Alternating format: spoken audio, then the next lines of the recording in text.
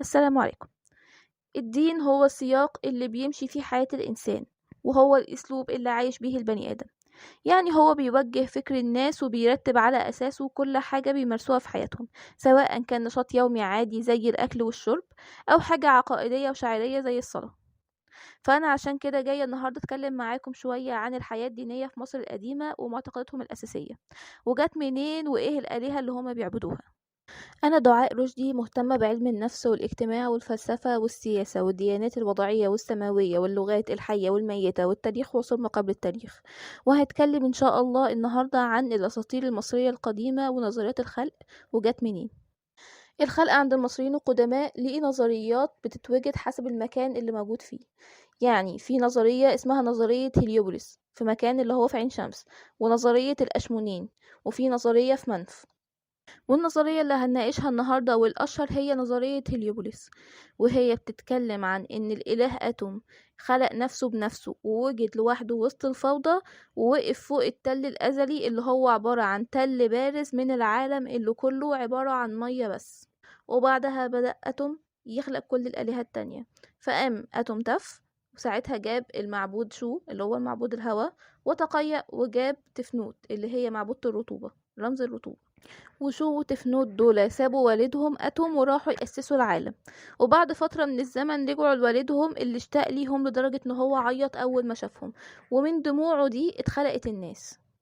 وبعد ما الناس اتخلقت كانوا محتاجين مكان يعيشوا عليه، فقام شو وتفنوت اتجوزوا وجابوا البشرية جب اللي هو الأرض، ونوت اللي هي السماء. ودلوقتي بقى عند البشرية أرض وسماء يعيشوا بينهم. لكن المشكلة هنا ان الارض والسما ساعتها كانوا بيحبوا بعض جدا لدرجة ان هم كانوا ماسكين ولازقين في بعض جامد ومش راضيين ينفصلوا. عشان كده جدهم اتوم فصلهم عن بعض، لكن بعد ما نوت اللي هي السما كانت حامل من جب اللي هو الارض، خلقت منه اوزيس واوزوريس وست ونفتيس. وبعد كده اتولد من اوزوريس وايزيس حورس. وبكده يبقى كملوا 9 آلهة اللي هم تسوع هليوبوليس، الآلهة اللي بتعبد هناك. والنظرية دي تعتبر النظرية الرئيسية في الديانة المصرية القديمة. وبكده يبقى أتوم هو اللي خلق العالم كله ووجد نفسه بنفسه، وخلق بعدها شو وتفنوت اللي هما النظام المعنوي ومبادئ النظام والحياة. بعدها خلق جب ونوت اللي هما حدود العيشة اللي بيعيش عليها البشرية اللي هما الأرض والسماء. بعدها أوجد إيزيس وأوزوريس وست ونفتيس اللي هما يعتبروا النظام الأسري والعائلة. وطبعا جنب التسوع دول كان في آلهة تانية بتتعبد، سواء كانوا متزامنين معاهم في نفس المكان والوقت أو في وقت تاني ومكان تاني، لأن في أكتر من نظرية في الخلق وليه أكتر من بنسيون آلهة. وفي منهم أسمائهم متشابهة أو متركبة زي أمون رع، يبقى إلهين متحدين مع بعض وفي كل إله لوحده. وفي مبادئ جثتت على شكل آلهة زي الماعد اللي هي إلهة العدالة اللي هي تعتبر النظام الكوني والنور اللي ضد الظلام. وفي كمان الحقاء اللي هو السحر والحكم والطب اللي كان بيساعد البشر يأدوا مهامهم اليومية. وطبعا ده كان كله بالماشي بالمبدأ بتاع الماعد أو العدالة. وكان بيبقى فيه معبودات شعبية أكتر في أماكن معينة أو أقاليم معينة، سواء لوجودها في المكان ده أو لفائدتها في المكان ده. زي مثلا المعبود سوبك اللي هو المعبود التمساح، كان بيتعبد في الفيوم عشان هناك كان في تماسيح كتير، فكانوا بيعبدوها لقوتها وبيقدموا لها القرابين اتقاء لشرها. وقيس على كده بقى أقاليم مصر كلها، يعني مثلا في النوبة كانوا بيعبدوا برضو سوبك لأن عندهم تماسيح كتير. وكانوا كمان بيعبدوا الكبش اللي هو المعبود خنوم، لأنه كان عندهم غنم كتير وكباش كتير. وكمان كانوا بيربطوه بطمي النيل اللي موجود هناك ومتكوم على ضفاف النيل. فبالنسبة لهم إن المعبود خنوم ده هو اللي بيخلق الأطفال من الطمي وبيطلعهم في بطون أمهاتهم. فعشان كده لو فاكرين في قصة خوفو والصحراء، الآلهة بتاعة الولادة كان جاي معاهم المعبود خنوم لأن هو مسؤول أصلا عن الخلق وتشكيل الجنين.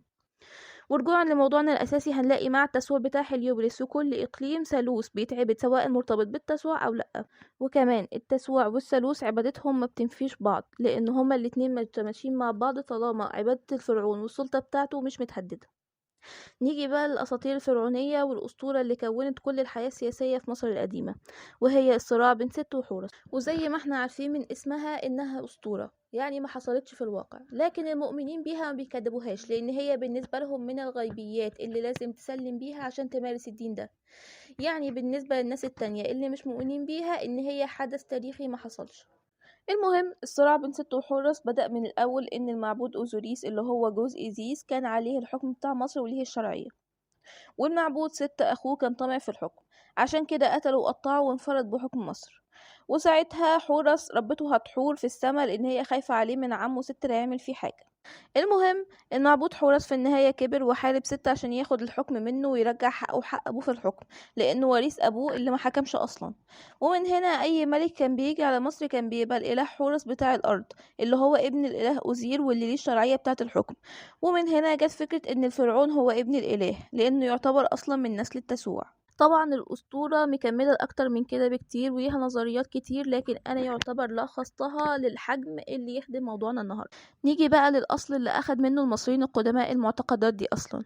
وهنا أنا متأكدة وانتوا بتسمعوا الكلام اللي كنت بحكيه من شوية أكيد لقيتوا شبه كبير بينه وبين الديانات الإبراهيمية، زي مثلا فكرة الإله الخالق اللي وجد نفسه بنفسه، وإن العالم كله كان عبارة عن مية قبل ما يخلق الإله السماء والأرض. والحاجات التانية ان السماء والارض كانوا مثلا رتقا او حتى واحدة ولازقين في بعض كما ذكر في القرآن. واخيرا ان البني ادم بيتعمل ويتخلق ويتشكل من طين او صلصال. وحاجات تانية كتيرة، بس طبعا المصريين خدوها من الرسل اللي كانت بتجيلهم من ربنا سبحانه وتعالى، وخدوها ودمجوها مع اساطيرهم ونظرياتهم لحد ما كونت الديانة المصرية القديمة اللي طلعت لنا دلوقتي ولسه بنكتشفها. كمان الديانة المصرية القديمة ليها صفات كتيرة، ومنها ان هي ديانة تعددية. وهنا اقصد بيها ان هم عارفين ان ده هو الاله الخالق واللي بيملك كل شيء، لكن هم كانوا بيشركوا بيه حاجات تانية بتقربهم ليه، او بيدمجوا معاه مبادئ تانية هو بيجسدها بوجوده لوحده، لكن عشان تتماشى مع استيعابهم كانوا بيعملوا لها اصنام ورموز عشان يعبدوها او يقدموا لها القرابين. تاني صفة معانا النهاردة ان الديانة المصرية القديمة كانت قايمة كلها على فكرة البعث والخلود، وان هم مؤمنين بالثواب والعقاب. وده برضو مش جاية من عندهم، دي حتة دمجوها من الكلام اللي جاي من الرسل والأنبياء. ومن الفكرة دي اتبنى كل حاجة على أساسها، عشان كده تلاقيهم عملوا الأهرامات الضخمة اللي تحفظ جثثهم وأساسهم، والمعابد اللي بيعبدوا فيها الآلهة. وكل وأي حاجة تانية لها علاقة بيهم كانت عبارة عن أساس جنزي للحياة الآخرة فقط، وإن هما في يوم من الأيام هيتحاكموا ويروحوا النار أو الجنة، وهيتوزن قلبهم وأعمالهم وبس كده.